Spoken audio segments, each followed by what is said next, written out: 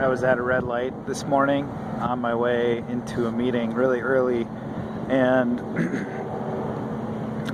it turned green and I started to go, and apparently I wasn't going fast enough because I caught this flash of light behind me, and it was a young woman behind me in a car who flashed her lights at me and threw her arms up.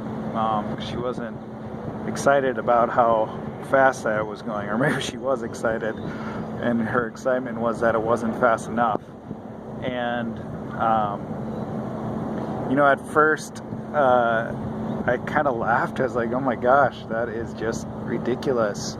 My earlier instincts in life may have been to drive slower and kind of say F you, but now I got to the point of laughing, but that laughter really quickly turned into sadness, and that's what that's turning into more and more, is this ridiculousness that we live with.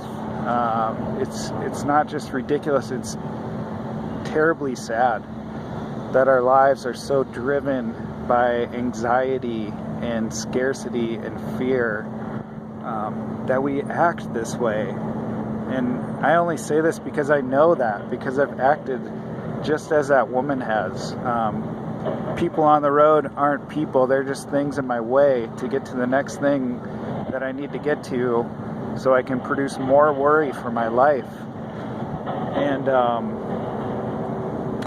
we got to the next stoplight, which was red, and I stopped, and I started when it went green, and she passed me in the turn lane of the traffic going the other direction. She passed me illegally to get to the next red light.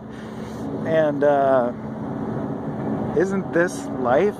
Isn't this what we're doing to ourselves? Aren't these the stories that we're living with? This story of not enough, this story of fear, the story of our meaning being bound up in how much we can produce and how efficiently and quickly we can do it, so we can get paid and buy more stuff to more efficiently consume. Like, this is where our meaning lies. And I'm like about to cry right now. And I'm sitting here by the Mississippi, and I'm surrounded by its beauty and also by the scars that we have put on it, and the way we have used it, maybe beyond what it's offering, how beyond what it's willing to work with us, to the point where we're trying to control it. But this river, it has space to hold my tears right now. It even has the grace, even though I don't treat it, even though the motor oil from my car pollutes its water, it has space for my tears too. And so I guess I'm sitting here with gratitude, and with an invitation to you to rest, to make space for silence in your life, to go sit somewhere and be still, and for these stories of fear and anxiety to slowly dissipate. And maybe they need to do it by having our tears fall on us, and